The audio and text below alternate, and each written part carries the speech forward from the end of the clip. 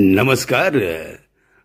आवाजांचा बादशाह रत्नाकर औसेकर सादर करीत आहे आपल्या यूट्यूबवर माझी गाडी माझा नेता.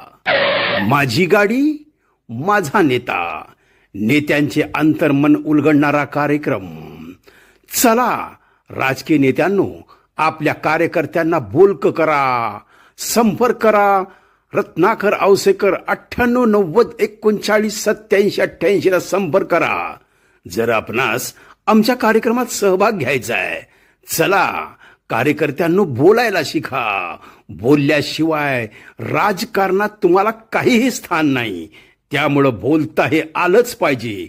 आणि तुम्हाला बोलत करणार आवाजांचा बादशाह रत्नाकर औसेकर. तर संपर्क करू शकता. सर्व पक्षांच्या राजकीय नेत्यांना आव्हान आहे, कार्यकर्त्यांना पाठवा, बोलत करा, हुशार करा, विकास करा. आज मी आलेलो आहे निलंगा विधानसभा मतदारसंघाची ही विधानसभेची निवडणूक आहे. आणि या ठिकाणी वंचितचे म्हणजे बाळासाहेब आंबेडकर वंचितच्या उमेदवार सौ मंजुषा हिरालाल निंबाळकर यांच्याशी आपल्याला आज चर्चा करायची आहे, माझी गाडी माझा नेतामध्ये. तर मंजुषा ताईंना मी आणि निंबाळकर सरांना सन्मानानं माझ्या गाडीत बसवत आहे. सर आपण या. ताई बसा. आपण पुढे या सर. साडी. तर चला मित्रांनो, आता बघायचं आपल्याला की निलंग्यामध्ये मंजुषाताई काय चमत्कार करणार, निलंग्याचं भविष्य काय आणि निलंग्याच्या विकासाचा विकासनामा काय सांगणार मंजुषाताई निंबाळकर. मग चला. आणि या निलंगामध्ये वंचितच्या उमेदवार सौ मंजुषाताई हिरालाल निंबाळकर मेडिकल क्षेत्रातलं होलसेल व्यापारी आणि उच्च विद्याविभूषित.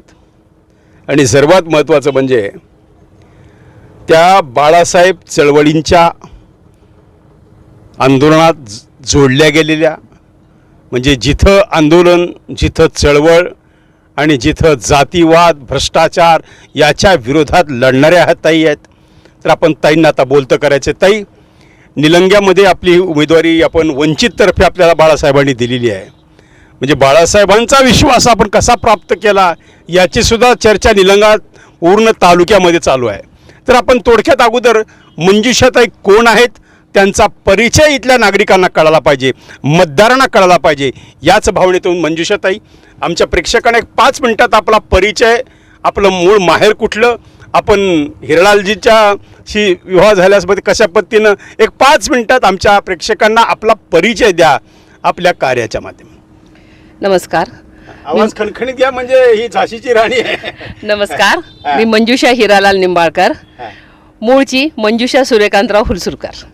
माझं शिक्षण उजनी, तालुका औसा, जिल्हा लातूर, जिथं माझे वडील हाडाचे शिक्षक आणि त्यांनी तिथे जवळपास 40 ते 50 वर्ष त्यांचं वास्तव्य झालं. तिथली शाळा श्री गणेश विद्यालय उजनी, येथे माझं शिक्षण झालं 10वी पर्यंत. त्यानंतर 11वी आणि 12वी मी श्यामलाल मेमोरियल हायस्कूल उदगीर येथे झालं. आणि त्यानंतर साहजिकच माझा थोडासा विवाह लवकर झाला आणि 12वी नंतर मी BHMS. कसं अरेंज आहे का? अरेंज आहे. आणि 12वी नंतर मी BHMSला माझा प्रवेश झाला. आणि त्याच दरम्यान डॉक्टर साहेबांशी माझं लग्न झालं. डॉक्टर हे हाडाचे वेटनरी डॉक्टर म्हणजे जनावराचे डॉक्टर आहेत. आणि निंबाळकर घराणं, निंबाळकर हे नाव प्रॉपर निलंगा. येथे एक फार मोठी फॅमिली. माझे सासरे स्वातंत्र्य सैनिक, म्हणजे अगोदर पूर्वीपासून ते आर्य समाजी विचारांचे कट्टर होते. म्हणजे तुमच्या घराला राजकारणाचा वारसा आणि विकासाचा वारसा. आणि मला इथं सांगायला आवडेल, मी आता जरी वंचित बहुजन आघाडीमध्ये आहे, पण डॉक्टर शिवाजीराव पाटील निलंगेकर माजी मुख्यमंत्री, तेव्हा हे संस्थान हैदराबादमध्ये म्हणजे होतं ह्याचा प्रमुख. तर त्यांनी शिवाजीरावांना माहीत नसताना आमदारकीचा पहिला फॉर्म माझ्या सासऱ्यांनी भरलेला आहे, त्यांच्या स्वाक्षरीने, डॉक्टर शिवाजीरावांचा. आणि त्यानंतर त्यांची कारकिर्दी चालूच झाली. म्हणजे त्यांच्या यशामध्ये माझ्या सासऱ्यांचा तितकाच मोलाचा वाटा आहे. मला इथं प्रामुख्यानं सांगावं वाटेल. म्हणजे ताई, राजकारणाचं बाळकडू हे तुम्हाला लहानपणापासून मिळत गेले घरामध्ये? माझ्या घराण्यामध्ये माझ्या वडिलाकडे राजकारणाचं नव्हतं, कारण माझे वडील 2 वर्ष असतानाच वारलेले होते, माझे आजोबा. त्यामुळे वडिलांनी फार संघर्ष केला. त्यांनी फक्त त्यांना ह्यांची पण साथ लाभली, माझ्या सासऱ्यांची पण त्यांनी संघर्ष करत करत त्यांचा प्रवास चालू केला. त्याच्यामुळे मुलांना फक्त शिक्षण देणं आणि त्यांच्या पायावर उभा करणं हे त्यांचं स्वप्न होतं. कारण ते स्वतः BSc BEd होते त्या काळातील. पण प्रतिकूल परिस्थितीमध्ये जेव्हा त्यांनी त्यांचं शिक्षण पूर्ण केलं आणि मुलांना चांगलं घडवलं, त्याच्यामुळे राजकारण तिकडच्या घरामध्ये नव्हतं. पण नेहमी निर्भीड राहणं, कुणाशी निंबाळकर परिवारामध्ये कोणी राजकारणी? माझे सासरेच सासरेच आणि माझी मोठी ननंदबाई विमलताई अक्कनगिरे, त्यांचा आंतरजाती विवाह झालेला आहे त्या रेणापूरच्या. त्यांनी आमदारकी पण लढवलेली आहे विधानसभा. तर मी निंबाळकर कुटुंबाशी आले आणि वडिलांकडून एक बाळकडू होतं की निर्भीड राहणे, आणि वडिलांनी मला फार सुरुवातीपासून हे बाळकडू पाजलेलं होतं. एक स्त्री आहे, मुलगी आहे, महिला आहे म्हणून त्यांनी मला कधीच डांबून ठेवलं नाही. नेहमी वेगळी वेगळी उदाहरणं देत त्यांनी मला धीट करण्याचंच काम केलेलं आहे. ही झाशीची राणी लढायला आलेली संभाजीराव थोडं सावधान हा. आणि ताई, आम्ही असं ऐकलं की बरंचसं सध्या तुमचा दौरा संपलेला आहे, मतदारसंघाचा अभ्यास झाला? हो, झालेला आहे. आणि मी प्रश्न काय मतदारसंघाचे?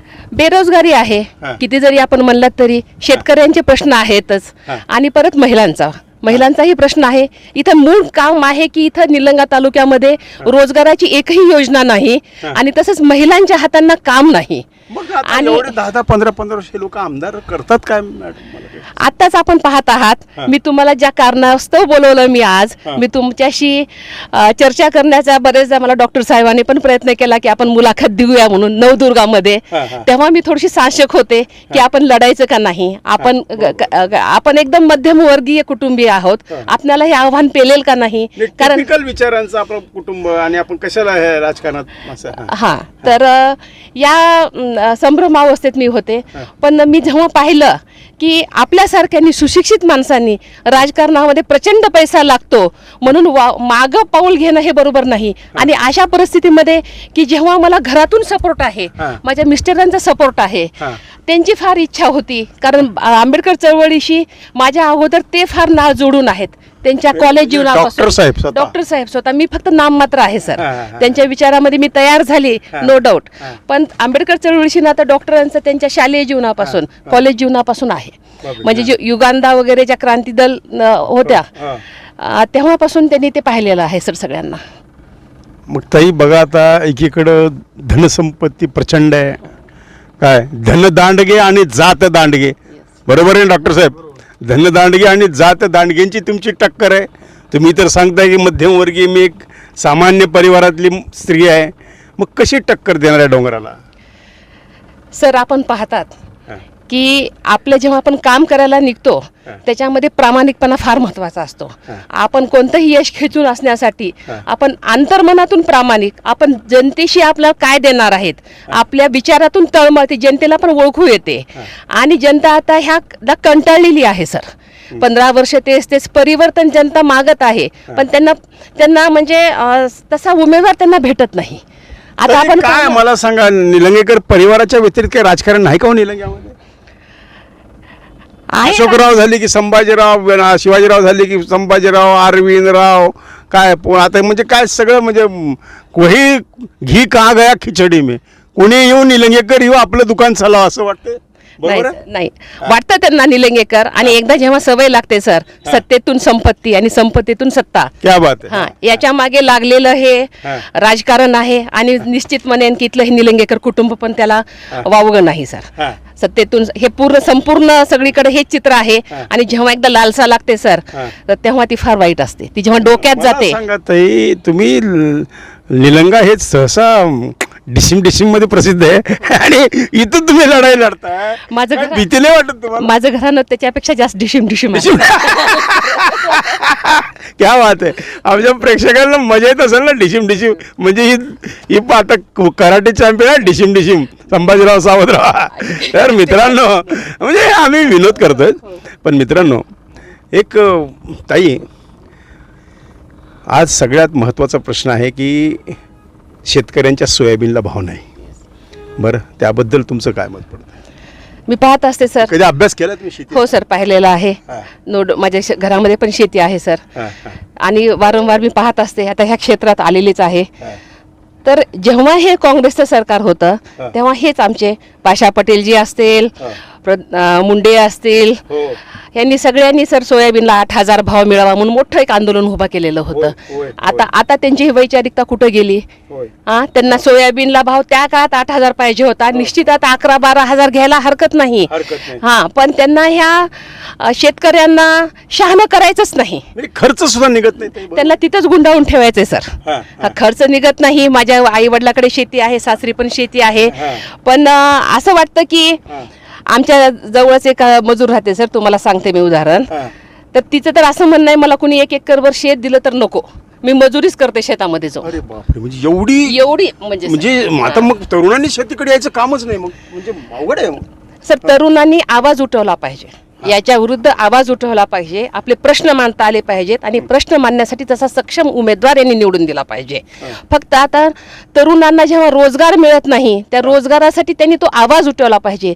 तरुणाई कुठं भरकटली जाते सर? फक्त संभाजी का अशोक, निलंग्यामध्ये तर हेच चालू आहे सर. अरविंद पण आहे, अरविंद पण आहेत, पण आता अरविंदचं चालू होतं मागं पुढं आणणं, पण आता संभाजी भैयाच पुढे आलेत आता अजून परत. आता यावेळेस आता त्यांना आता कुठं थांबवतील चालू होतं औषधामधून, पण असं ऐकत आहे त्यांना थांबवायचा प्रयत्न होता, पण अभिमन्यू सरांनी काही जमू दिलं नाही वाटतं. म्हणजे काही जमलं नाही राजकारण. तर ताई, आता मला काय म्हणायचं आहे, ही लाडकी बहीण योजना त्यांनी काढली, त्या म्हणजे सगळ्या बहिणी खुश आहेत आणि त्यांना तर एवढा कॉन्फिडन्स आहे या BJPला की सरकार आमचंच येणार. काय वाटतं तुम्हाला लाडक्या बहीण योजनेबद्दल? सर समाज सुशिक्षित होणं इतका जरुरी आहे आणि हे जे प्रलोभन दिलेली असतात, त्या प्रलोभनाचं महिलांनी तितकाच विचार केला. भाऊबीज आहे म्हणून सांगतात त्यांनी की बहिणीला दिलेली, भावानं दिलेली भाऊबीज आहे. देवेंद्र भाऊ आताच का त्यांना भाऊबीज आठवली सर? त्यांना आताच का भाऊबीज? अजित दादा भाऊ नाही सर, बोलवं नाही सर. आणि आता आपण पाहिलं ते आता तो जी हे पण आलं निवडणुकांनी त्याच्यावर आक्षेप पण घेतला की ही योजना बंद झाली पाहिजे. सुरुवातीपासून सगळ्यांना वाटतच होतं की निवडणुकीपर्यंतच ती येणार. तुम्ही बंद करा म्हणताय, तुम्हाला वाटत नाही महिला नाराज होतात तुमच्या? नाही सर, ज्या महिला वैचारिक आहेत, ज्या महिलांना खरंच कळतं, आणि आजकाल सगळ्या वैचारिक आहेत आणि सगळ्यांना कळतं राजकारण काय चालू आहे, की हे काही ह्यांच्या घरातून देत नाहीयेत ते, हा सरकारचाच पैसा आहे. त्याच्यामुळं त्यांना म्हणजे महिला काही इतका परिवर्तित होणार नाहीत सर. म्हणजे लाडकी बहीण योजना काही यशस्वी होईल असं नाही सर. बरं ताई, आता मला सांगा, बाळासाहेबांना तुम्ही कसं प्रवृत्त केलं की तिकीट द्यायला? म्हणजे आज बाळासाहेब म्हणजे फार महाराष्ट्रात एक मोठं नेतृत्व आहे. काय कारण, कसं काय, म्हणजे हे गुपित काय, तिकीट मिळवण्याचं गुपित काय मिळालं तुम्हाला? मात्र राजकारणामध्ये येणंच एक गुपित म्हणलं तरी हरकत नाही सर. म्हणजे खरं तर ह्याच्या राजकारणामध्ये त्यांना यायचं होतं. तर मी जेव्हा मला बाळासाहेबांचं जे किती वर्षापासून जोडलेले तुम्ही? 4 वर्ष झाले. आधी कुठल्या पक्षात होते? नाही, कुठल्याही पक्षात नव्हते सर. म्हणजे असा अपक्षच होते? नाही, हा म्हणजे कुठल्याही ते तर गव्हर्नमेंट सर्वंट असल्यामुळे काही प्रश्नच नव्हता. आता रिटायर झालेत. आता रिटायर झालेत आणि मीही कुठल्या पक्षाशी नव्हते. आम्ही तुम्हाला सांगायला चांगलं वाटेल सर, आम्ही स्वकमाईतून त्यांनी बाबासाहेबांच्या आंबेडकर चळवळीशी त्यांनी जे जोडलेले होतं ना आता त्यांचं, तर ते नेहमी इथं निलंगा, आम्ही राहत होतो लातूरला, तर जेव्हा ते निलंग्यामध्ये त्यांची सर्व्हिस मधुनसुरी वगैरे ह्या भागात झालेली आहे, त्यांना राजकारण चळवळ ही फार आवडते सर. ते म्हणजे ते हाडाचं राजकारणी आहेत सर. त्याच्यामध्ये ते नेहमी स्वकष्टातून आम्ही एक जमीन घेऊन ती डेव्हलप केली होती सर. त्यातून त्यांनी 2019च्या लोकसभेमध्ये, जेव्हा की आम्ही कुणीही राजकारणामध्ये नव्हतो, तेव्हा त्याच्यातील सर म्हणजे बाळासाहेबांना अक्षरशः गरज नाही, पण चळवळीसाठी त्याच्यातले आम्ही 2 प्लॉट बाळासाहेबांना त्या 2019च्या लोकसभेमध्ये निलंग्यामध्ये जी सभा झाली त्या स्टेजवर आपण डोनेट केलेले होते सर. अरे बापरे, केवढा त्याग! आजकाल मला सांगत आहे, आपण लेकराला बिस्किट द्यायला 10 वेळा विचार करतो, इथं तर बाळासाहेबांना चळवळीला हे म्हणजे एक प्रकारे हे मिळावं, बल मिळावं म्हणून एखादा माणूस आपले प्लॉट देऊन टाकतो. हे कितपत? आणि सर तेव्हा म्हणजे असा काही विचार नव्हता की आम्ही राजकारणात येणार आहेत किंवा आपल्याला राजकारण करायचं आहे, असा काही उद्देश नव्हता. बाळासाहेबांशी एक निष्ठा, बाळासाहेबांशी आंबेडकरी विचारांशी सर. काय म्हणजे बघा प्रेक्षकांनो, मला सुद्धा ऐकायला सुद्धा हे आश्चर्य वाटते की आणि जेव्हा केव्हा ही निवडणुका व्हायच्या तेव्हा मग किंवा काही प्रोग्राम व्हायचे तर तिथे सरांना इथले जे आंबेडकरी विचारांचे जे लोक आहेत मग ते हॉल वापरायचे. मग तेव्हा त्यांना असं लक्षात आलं की आपण यांना मॅडमला वंचित बहुजन आघाडीमध्ये घेऊयात. पक्ष एकतर ओबीसी आहेत, बाळासाहेबांचा जो उद्देश आहे, आणि मूळ समाज म्हणजे ओबीसी जरी असलं तरी मी फार मायक्रो ओबीसी मधून येते, न्हावी समाजातून येते. त्याच्यामुळं तर त्यांनी आम्हाला थोडंसं केलं, सर चालतं बोलतं तुम्ही या पक्षामध्ये या, तुम्हाला या म्हणून. मग ते मुलाखत वगैरे झाल्या आमच्या आणि मला जिल्हाध्यक्षपद मिळालं. मग जेव्हा माझी वाटचाल चालू झाली, कुठलंही काम आपण तनमनाने करणं हे आपला म्हणजे त्याचा हे काय म्हणतात निश्चयपूर्वक करायचं, तो आपला गाभाच असल्यामुळं त्याच्याशी मी जोडत गेले, मला आवडत गेलं आणि त्याचाच एक भाग म्हणून त्यांनी माझ्या त्या कामाचं काय पाहिलं माहिती नाही, पण मला ते मला एक समजत नाही की तुम्ही तर म्हणता मी 12वी म्हणून पुढे काही कोर्स थांबलेला आहे तुमचा, म्हणजे काय अडचणीमुळं. मग ही 12वी शिकलेली मुलगी की 12वीची माझी ताई, ही बहीण माझी, एवढी कशी चांगली शुद्ध असं वक्ताय, म्हणजे चांगले शब्द तुम्हाला सुचतात, हे विशेष वाटतंय जरा. नाही सर, काय वाचन असलं पाहिजे, काहीतरी असलं पाहिजे. नाही, वाचनाची आवड लहानपणापासून आहे. साहेबांच्या सहवासात राहिल्यामुळे नेहमी घरामध्ये चळवळीचंच बोलणं आणि स्वातंत्र्य सैनिक सासरे असल्यामुळं घरामध्ये नेहमी चळवळ. नेहमी बाणा कसा आला, म्हणजे आता हे तर सध्या तुमचं आम्हाला तुमच्याशी बोलताना असं जाणवत नाही की तुम्ही काय असं नवख्या आहेत किंवा असं काय मुरलेल्या मुरब्बी राजकारणी वाटतात तुम्ही आम्हाला. सर माझा डीएनएच तसा असेल कदाचित. म्हणजे बरोबर आहे, बाळकडूच तुम्हाला म्हणजे सासरेंना. माझी आजी पण तशीच सर डॅशिंग आहे. मी तुम्हाला सांगितलं माझ्या वडिलांनी मला म्हणजे फार निर्भीडपणे तयार केलेला आहे सर. म्हणजे वयाच्या 8व्या-9व्या वर्षीपासून मी उजनी तो लातूर वगैरे प्रवास मी करत होते सर. त्याच्यामुळं ते वडिलांनी मला तसं तयारच केलेलं आहे सर. जे सगळं हे जे कर्तृत्व जे निर्माण झाले किंवा एक प्रकारे हिंमत जी एका महिलेमध्ये, कारण आजकाल महिला हे सहसा एवढ्या आक्रमक आम्ही फार कमी बघतो बरं का. तर ताई निश्चितच तुमचं कौतुक केलं पाहिजे. मला एक सांगा ताई, काय बरं म्हणजे हे तुम्हाला ह्या आता एवढ्या वर्षापासून संभाजीराव इथं आमदार आहेत, काय म्हणजे काय तुम्ही त्यांच्या कामाबद्दल समाधानी आहेत? नाही सर, समाधानी नाही. काय चुकतंय काय त्याचं, म्हणजे त्यांना आपण थोडं म्हणजे त्यांना कानावर गेलं पाहिजे ह्या गोष्टी. सर आता किती जरी मोठ्या सभा घेत असतील, किती जरी त्यांनी म्हणजे महापुरुषांची नावं घेऊन भाषणं चालू करत असतील, आज हा वेगळा समाज, हा वेगळा समाज, आज या समाजाची बैठक, उद्या त्या समाजाची बैठक, कशाला पाहिजे सर तुम्हाला? तुम्ही जर इतके प्रामाणिकपणे काम करत आहात राजकारणीमध्ये तर तुमच्या जाहीर तुमच्या सभा होऊ द्या. लोकसभा मायनस गेले निलंगाताई, तो तर आहे सर भाग. कारण काय गुपित काय होतं सर, त्यांनी केलेलं कामच आहे ना सर. जनतेला आता परिवर्तन पाहिजे सर. इथं संभाजीराव घाबरले काय म्हणायचं, म्हणजे आज त्यांनी ते पायदल यात्रा काढली, 15 दिवस फिरले बघा. सर त्यांचा काय उद्देश होता त्या पदयात्रेचा, जनसन्मान पदयात्रेचा, मला माहिती नाही सर. आमच्या पक्षाची ओबीसी आरक्षण बचाव यात्रा आली होती. आमची आरक्षण बचाव यात्रा चालू आहे. आमचे मुद्दे आहेत आरक्षण बचाव.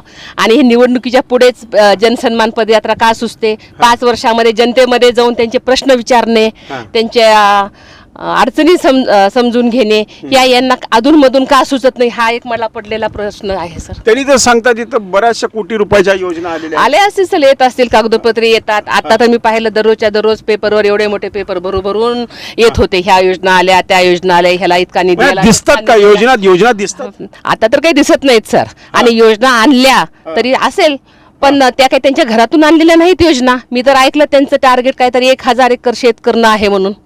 अरे बापरे, बापरे, संभाजीराव आहे का 1000 शेत आजूबाजूला निलंग्याच्या? सर अशा कितीतरी जमिनी आहेत की जे दुसऱ्याला रजिस्ट्रीच होऊ देत नाहीत. क्या बात आहे. आता समजा मला घ्यायची तर रावसेकर रजिस्ट्री नाही मिळणार इथं, तुम्हाला पर्टिक्युलर एरियामध्ये तर नाही मिळणार. वा, म्हणजे किती म्हणजे काही दडपशाही आहे, काय आहे काय? दडपशाही, हुकुमशाही, सगळी शाही आहे सर इथं. आणि मला एक असं वाटतं की यंदा मतदारांना बालुशाही सुद्धा असेल सर, बालुशाही असेल, आता काय असेल ते असेल. आणि मला तर असं वाटतं की सर्वसामान्य आपण पाहतो सर, डॉक्टर, इंजिनियर, व्यावसायिक असतील, कोणतेही असतील, यांची संपत्ती ज्या प्रमाणात वाढ होते, तुमची संपत्ती, माझी संपत्ती, दरवर्षी ज्या प्रमाणात वाढ 40 होते. वर्ष झालं मी राजकारणात Yes, sir, ते मी अजून माझ्या वरच्या छताचा गिलावा राहिला माझे मिस्टर सर आता त्यांनी इतकी वर्ष सेवा केली, तर आमचं आता रिटायरमेंट झालं, जे काही रक्कम येणार आहे सर इतक्या वर्षानंतर, ती रक्कम कुठं, आणि या राजकारणी लोकांची संपत्ती अशी काय वाढते सर? काय गुपित असेल, तुम्हाला काय वाटतं? हा प्रश्न मी तुम्हाला विचारतोय. काय गुपित असेल सर याच्या याचं मागचं? उत्तर मला तुमच्याकडून पाहिजे. तर त्यांनी हे जनतेला सांगावं सर, की म्हणजे असे कोणते व्यवसाय आहेत की ज्यामुळे या लोकांची संपत्ती असे म्हणजे कितीतरी पटीनं वाढत राहते प्रत्येक इलेक्शन मध्ये सर. म्हणजे काय तुमचं काय म्हणजे ह्याचं दिसला प्लॉट लगेच रजिस्ट्री काय असेल माहिती नाही सर, पण त्यांचे असं व्यवसाय चर्चा असते. व्यवसाय तरी आले पाहिजे सर. हा. व्यवसाय तरी समोर आलं पाहिजे. संपत्ती का वाढते यांची? राजकारण हा व्यवसायच आहे ना. हा? 5 लगाव 50 कमावता, तुम्ही सुद्धा 5 लावणार, 50 कमवणार. नाही सर, हा? नाही आपल्याला दिसेल. हे पण ताई, राजकारणात सत्य बोला माणसं, म्हणजे हा. राजकारण हा धंदा आहे असं आमचं मत आहे. मला- 5 लगाव 50 कमाव. डॉक्टर साहेब बरोबर आहे मला का? राजकारणात हा? तुमच्या माध्यमातून सांगायला आवडेल सर. मी आता परवा काल माझी मुलाखत झाली, त्यांनी पण मला हा प्रश्न विचारला. तर मला सर एक आदर्श निर्माण करायचा आहे, आणि प्रत्येक क्रांती तर निलंग्यातून झालेली आहे. या लातूर जिल्ह्याला एक महिला आमदार मिळालेला नाही. जेव्हा सावित्रीबाई फुले जयंती झाली इथे, तेव्हा मी सगळ्यांना प्रश्न केलेला होता की आपण सगळेजण जयंती साजरा करत आहात, आज सावित्रीबाई फुलेची जयंती साजरी करत आहात. जसा हा निलंगा चळवळीचा आहे, स्वातंत्र्य सैनिकांचा, इथून चळवळ चालू झाली सर, म्हणजे मराठवाडा मुक्त करण्यासाठी. तर तसा निलंग्यातून पहिला आमदार हा जिल्ह्याला मिळाला पाहिजे, आणि महिलाच मिळाला पाहिजे. आणि महिला आमदार मिळाला पाहिजे सर. आमदार तर खूप आहेत सर, जशी खासदार महिला मिळाली निलंगा तालुक्याला, हो. निलंगा रुपाताईच्या माध्यमातून. तालुक्याच्या माध्यमातून, तर माझं एक स्वप्न राहील सर की पहिली महिला आमदार निलंगा तालुक्यात संभाजीराणी तुम्हाला पाठिंबा द्यायला हरकत नाही खरं म्हणजे. द्यावं सर मोठ्या मनाने. माझं पण कर्तृत्व लाडकी बघावं. बहीण, लाडकी लाडकी बहीण. बहीण. मी 5 वर्षामध्ये मी काय तुम्ही पण करून लाडकी केलं? बहीणच होत्या. हो आहे सर, निश्चित. आणि मी या 5 वर्षातून काय करून दाखवेल याचं त्यांनी करावं का? त्यांना सारखं आमदारकी पाहिजे, द्यावं वेगळ्या वेगळ्या चान्स सर. आता तेव्हा सगळ्यांनी म्हणलं होतं की बिलकुल आम्ही एक महिलेला आम्ही आमदार करायला काही हरकत नाही. अभयदादा आहेत सर त्याचे. तरी वंचितला असं म्हणलं जातं की ही भाजपची बी टीम आहे, सर आपण तुमच्या मागे नरेंद्र मोदी आहे. नाही सर, कारण बाळासाहेब आणि मोदींचे संबंध, देवेंद्र फडणवीस आणि बाळासाहेबांचे आणि आपले एकनाथ शिंदे साहेबांचे संबंध, म्हणजे बाळासाहेब नेहमी कदाचित आम्हाला अशी शंका आलेली की ताई तुम्ही अचानक शेवटच्या टप्प्यात संभाजीरावला मदत होऊ शकते तुमची. नाही सर. मला आपल्याला सांगायला वाटेल सर, लातूरमध्ये मागच्या वेळेस धीरज देशमुखला का ग्रामीणमधून उमेदवारी मिळाली? ते मॅनेज राजकारण होतं. मग ते बी टीम नव्हते सर, हा, तेव्हा बी टीम नव्हती सर. आणि अमित देशमुखच्या विरोधात कोण उमेदवार दिला गेला? बरोबर आहे, हा? शैलेश लाहोटी. हा, तेव्हा ते मॅनेज, ते बी टीम, तेव्हा आपण जनता त्यांना विचारत नाही का धीरज देशमुखला निवडून दिलं तेव्हा लोकांनी? तेव्हा तर सर ते 5 वर्षापूर्वी मॅनेज झाले, ते मी नेहमी म्हणते. आणि आता तर हे नंतर झालं सर, हे मॅनेजमेंट सरकार, महायुती, महाविकास आघाडी, जेव्हा हे मॅनेज ताई, आता लातूरमध्ये प्रचंड ताकदीची निवडणूक चालू आहे. आता लातूरमध्ये मॅनेज नाही आहे बीजेपी. मॅनेज जर असतं तर रमेश कराड यांना तिकीट मिळालंच नसतं. काय सर, आपण किती जरी ह्या राजकारण्याचे दाखवायचे दात वेगळे आणि खायचे दात वेगळे आहेत, जोपर्यंत सर्वसामान्य म्हणजे सुशिक्षित आजपर्यंत कुटुंब, निलंग्यामध्ये काय मग अशोकराव आणि संभाजीराव हे काय काका पुतणे मिळून व्यवस्थित राजकारण चालू होतं की काय खिचडी मी असेल सर कदाचित. आता मी जेव्हा जनतेचं बोलत लुटूपुटूची लढाई खेळायची. लुटूपुटूची आम्ही असते एकच आहोत. सर. आम्ही एकच. शेवटी एक राहणारच सर, ते एक राहणारच. जोपर्यंत सर्वसामान्य लोक या राजकारणाला सर त्यांच्या हातात घेणार नाहीत, त्यांच्या डोक्यातलं हे भूत जाणार नाही, घराणेशाहीचं भूत जाणार नाही, आणि राजकारणामध्ये प्रचंड पैसा लागतो हे जोपर्यंत सर्वसामान्य लोकांना कळणार नाही, तोपर्यंत बाबासाहेब आंबेडकरांनी जे स्वप्न पाहिलं होतं लोकशाहीचं, ती लोकशाही अस्तित्वात येणार नाही. आणि महिलांना मी सांगायला मला चांगलं वाटेल सर, कारण ह्या धनदांडग्या राजकारण्यांनीच एक लावलेलं आहे, दांडगी आणि जात दांडगी. त्यांनी असं एक राजकारणाला करून ठेवलेलं आहे की महिलांनी राजकारणात येऊ नये. राजकारण घाणेरडं आहे, हे राजकारण घाणेरडं आहे, प्रचंड संपत्तीचं आहे, महिलांनी येऊ नये. तर का? त्यामुळे सर्वसामान्य महिला येत नाहीत. फक्त प्रस्थापितांच्या सुना, मुली ह्या त्यांच्यासाठी सुरक्षित आहे. मग त्यांची पूर्ण निंबाळकरच्या घरातल्या महिलेसाठी नाही सुरक्षित. मी स्वतःला कुठेही सुरक्षित समजते सर, माझ्याकडे तो बाणा आहे सर, मी कुठेही मला सुरक्षित करते, आणि म्हणूनच मी या निवडणुकीमध्ये उतरलेली आहे सर. म्हणजे आम्ही जरा हे अफलातूनच आम्हाला व्यक्तिमत्व आज बघायला मिळतं मित्रांनो. आणि ताई, मला तर एक सांगा, की सत्ता आणि संपत्तीमधून पुन्हा सत्ता आणि तरुणांच्या हाताला काम द्यायच्याऐवजी व्यसनी बनवण्याचं काम चालू आहे, असे काही चर्चा निलंग्याच्या आसपास होते. बिलकुल आहे कितपत सर. खरं आहे? सर बिलकुल आहे. मी तुम्हाला शिवाजी चौकाच्या बिअर बारकडे नंतर येईन. मला मिलिंद नगर, अशोक नगर म्हणून असा भाग आहे सर निलिंगामधून. तिथून माझ्याकडे स्वतः ॲप्लिकेशन आले होते. ते जे हातभट्टी वगैरे जे दारूचा प्रकार आहे ते बंद करण्यासाठी सर. आणि याचे हफ्ते कितीतरी जातात आणि निलंगा शहरामध्ये अशी परिस्थिती आहे की त्या भागामध्ये कुणी मुली द्यायला तयार नाहीत सर. अरे बापरे, महाराष्ट्रावर- काय हा, कारण हा. काय कारण काय? कारण इतके व्यसनी लोक झालेले आहेत सर. त्यांना कळत पण नाही की आपण दारू कुणाच्या हातून मागवत आहेत आपण सर. हा. आणि तिथला हा सुशिक्षित करण्याच्या ऐवजी हा फक्त व्यसनाच्या नादी लागायचं सर ह्यांना. काय या पोलीस लोकांना माहिती नाहीत, काय इथल्या आमदाराला माहिती नाहीत की इथं किती म्हणजे कशा प्रकारची दारू विकली जाते आणि कसा आपण ह्या कल्पना आहे आमदारांना वगैरे सगळ्यांना? असणारच सर. बिलकुल हा तालुकाच त्यांचा आहे सर. पूर्ण सर त्यांना इथंभूत माहिती असते कुठं काय होत आहे ते. त्याच्यामुळे ते तेरी बी चूप मेरी बी मग हे चूप अवैध धंद्याला सांभाळण्याचं काम चालतं इथं? चालतं सर. निश्चितच चालतं. कारण माझ्याकडे ज्या तक्रारी आल्या, महिलांनी अक्षरशः दारू पकडायचा प्रयत्न केला, तेव्हा त्याला पोलीस स्टेशन पासून मी पुण्याचं पर्टिक्युलर नाव घेणार नाही सर, तिथून यांना सपोर्ट मिळाला. इकडे पळवून लावले, तिथं झाकून ठेवले. मग आमच्यासारखे गेले पंचनामा करायला की तिथं काही सापडणार नाही. मी स्वतः माझे ऍप्लिकेशन दिलेले आहेत, माझ्या लेटर पॅडवर दिलेले आहेत. आणि निलंग्यामध्ये जे शिवाजीरावांनी स्वप्न पाहिलं होतं त्या काळात तिथं इंजिनिअरिंग कॉलेज आलं होतं सर. आपण पाहतात शैक्षणिक प्रगती जर करायची असेल, आज उदगीरला BMS कॉलेज आलं सर, तर ते कॉलेज निलंग्याला का आलं नाही? इथं दुसरे इतर कॉलेजेस का स्थापन झाले नाहीत? इथं कोणती? आपण जेव्हा आपल्या शहरामध्ये, आपल्या तालुक्यामध्ये, आमचा निलंगा तालुका सर इकडं कर्नाटक ह्याला जोडलेला आहे. आपण इथं जे लोक येतात, इथला माणूस लातूरला गेला नाही पाहिजे, त्याला सगळ्या सोयी सुविधा इथं मिळाल्या पाहिजे. आणि हा निलंगा माझा आहे, माझं स्वप्न, हे जेव्हा आपण मनातून साकार करण्यासाठी निघतो सर, इथं भरपूर प्रश्न आहेत, भरपूर इथं विकास करण्यासाठी हे आहेत. फक्त आज मी ह्या योजना आणल्या, त्या योजना आल्या, मी कुठंतरी काय केलं. इथे एक सुसज्ज असं ग्रंथालय आहे सर, आहे का निलंग्यामध्ये सर? म्हणजे काय यांना लातूरला जायची वेळ येते? अभ्यासिका नाही असं. अभ्यासिका नाही. जो MPSC UPSC वर्ग इथंच तयार झाला पाहिजे सर. अनेक माध्यम आहेत सर की आपण रोजगार आणि जे नवयुवा पिढी आहे सर यांना आपण निलंग्याच्या तरुणांच्या समोर आता सध्या ध्येय काय? Permit room, beer bar, permit व्यसनी करणे. आणि आपण पाहतो ते शाळा, महाविद्यालय, कॉलेजेस वगैरे जे आहेत सर, इथून जे चालवले जातात त्या काही पुडी, गुटखा. तर ह्या आमदारांनी जर आणलं असतं सर, याच्यावर सगळ्यावर ते बंदी घालू शकले असते सर. आज आपण पाहतात की निलंग्यातून कितीतरी काळी पिवळी ह्याला जातात सर, आणि वर्षातून 4-5 ऍक्सिडेंट तिथं होतात सर. अवैध वाहतूक होती. अवैध वाहतूक म्हणजे सर आहेच ना सर, काळी पिवळी तर आहेच, त्याच्यामध्ये किती बसतात. आणि निलंग्याला येणारा सर एकही रस्ता आपण पण त्याच रस्त्याने आलात, कुठला हा रस्ता हा चांगला आहे सांगा मला. कुठेही जे चारी मार्गाने जे रस्ते आहेत, म्हणजे आपण गेलं की लगेच 1-2 किलोमीटरवर 5-10 किलोमीटर तो रस्ता खराब आहेच, अशी परिस्थिती आहे. आणि उगी आम्ही इथून इतके हायवे झाले, आमच्या काळात तितके हायवे झाले, त्या हायवेची दयनीय अवस्था आपण पाहत असतो. 200 कोटी, 500 कोटी. आपल्याला तो पानचिंचोली जवळ कुठेतरी तो हे आहे, नाका आहे सर, तर तिथला तुम्हाला तो रस्ता खुला करणं झाला नाही इतक्या वर्षामध्ये. हायवे म्हणता आपण, त्या हायवे म्हणायला लाज वाटते सर त्या हायवेला. अभयदादा असतील की संभाजी पाटील असतील, आणि तिथून येणारे अमित देशमुख इथं येऊन राजकारण करू पाहत असतील. ह्या सगळ्या नेत्यांना मला सांगायचंय सर, आता अमित देशमुख आले तर हेलिकॉप्टरने आले सर.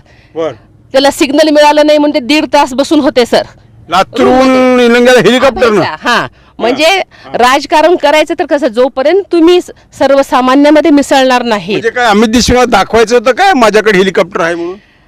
म्हणजे निलंगा माझ्या ताब्यात घ्यायचंय, स्टार प्रचार करायचा आहे. आणि काय गरज आहे सर एखाद्या आमदारांनी आपल्या आता लातूरून आलो, अक्षरशः बघा निंबाळकर साहेब, आम्ही 35 मिनिटात आलो, त्याला हेलिकॉप्टरची काय गरज आहे? विधानसभा सोडून दुसऱ्या विधानसभामध्ये ढवळाढवळ करायची, आपलं सांभाळायचं ना सर. इथली जनता काही सक्षम नाही. इथला मतदार, इथला आमदार काही सक्षम नाही, किंवा इथं जो उमेदवार देणार आहेत तो आम्ही चालवणार हे सांगायसाठी त्यांचं इथं येणं होतं का?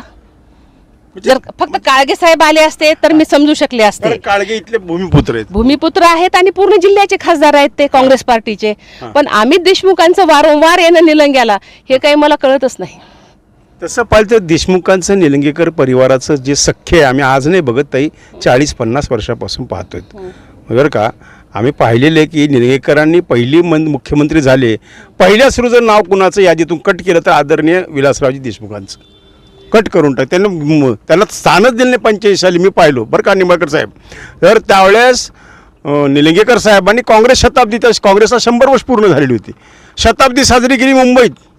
मग विलासराव आम्हाला आम्ही त्यावेळेस विलासरावांचे कार्यकर्ते, आम्हाला म्हणले की आपल्याला काँग्रेस शताब्दी करायची. म्हणलं कशासाठी? काय नाही म्हणजे निलंगेकरावर टिचून करायची. म्हणजे कसं, म्हणजे तेव्हापासून मी बघतोय बरं का डॉक्टर साहेब, निलंगेकर आणि देशमुख आतासुद्धा अशोकरावांना जिरवण्यासाठी. बरोबर आहे का?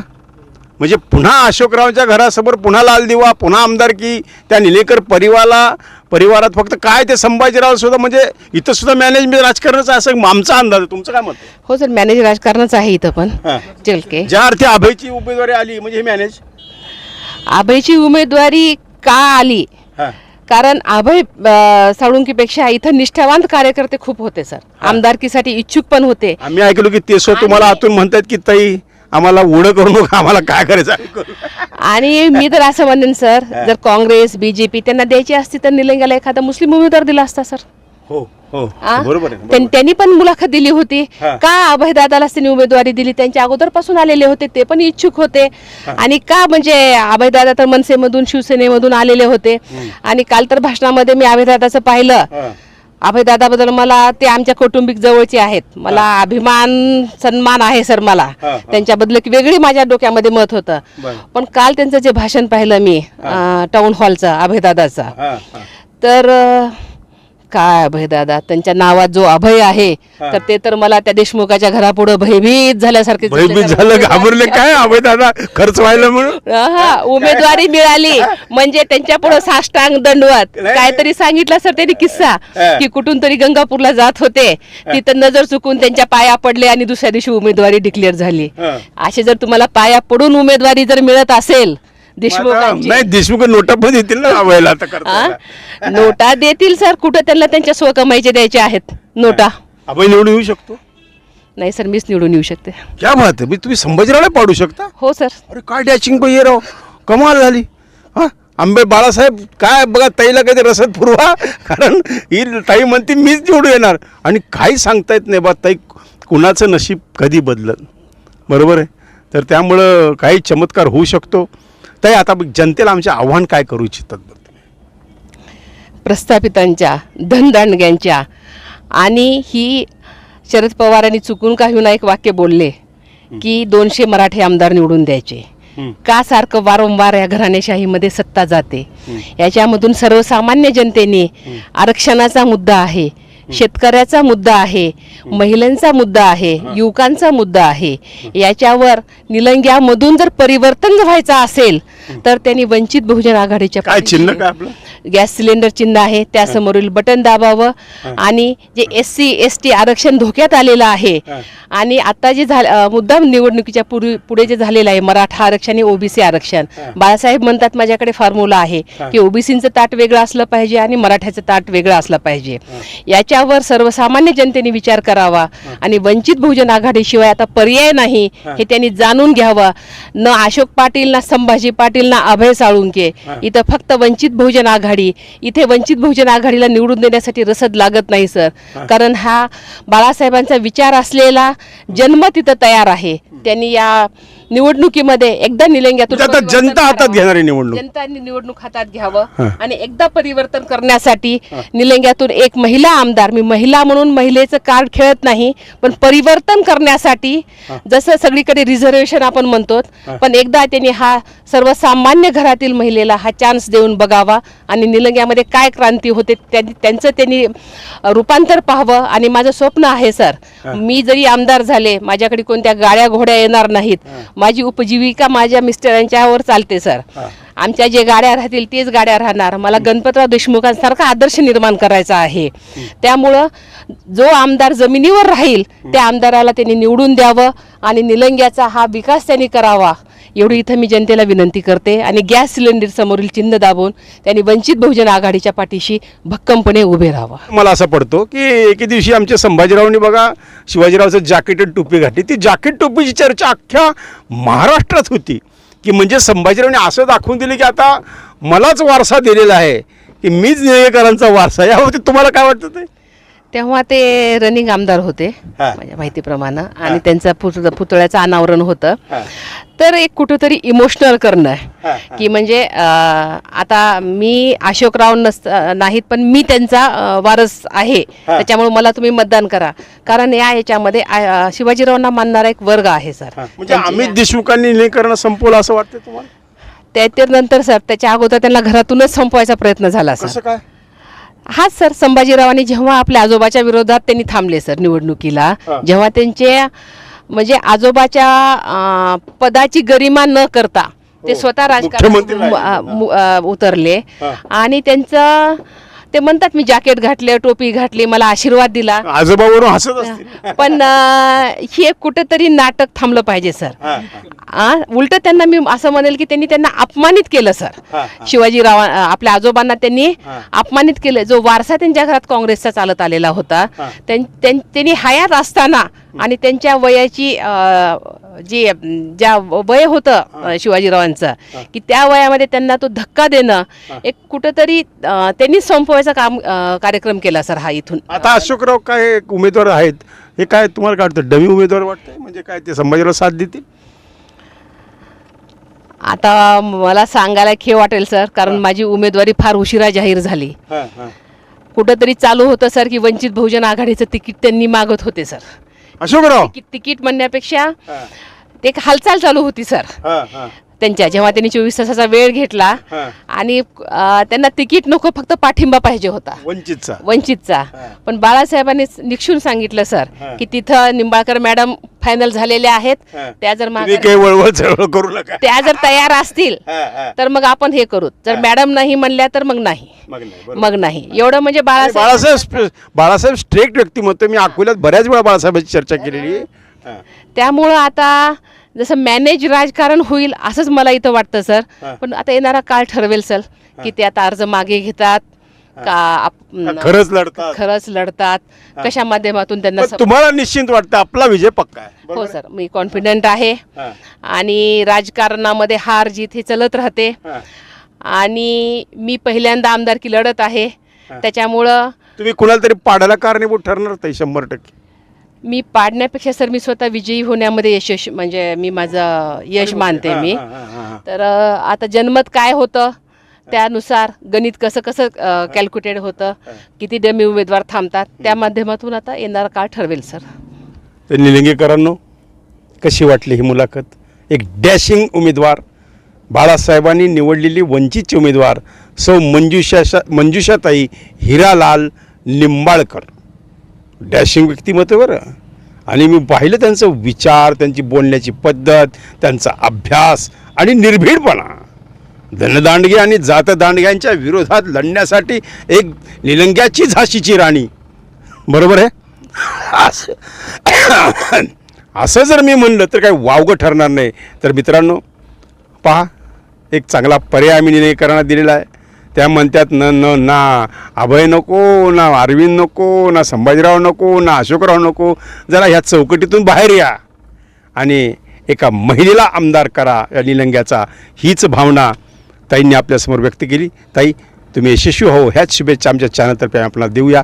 आपण आमच्या चॅनलला मुलाखत दिली त्याबद्दल आम्ही आपले आभारी आहोत ताई. धन्यवाद. आवाजाचा बादशाह रत्नाकर औसेकर यांच्या यूट्यूब चॅनलला लाईक करा, सबस्क्राईब करा आणि आपापल्या ग्रुपवर शेअर करा. चला, आपल्या मोबाईलवर सर्वप्रथम आमचा कार्यक्रम मिळवण्यासाठी सहकार्य करा. Ratnakar Ausekar YouTube channel.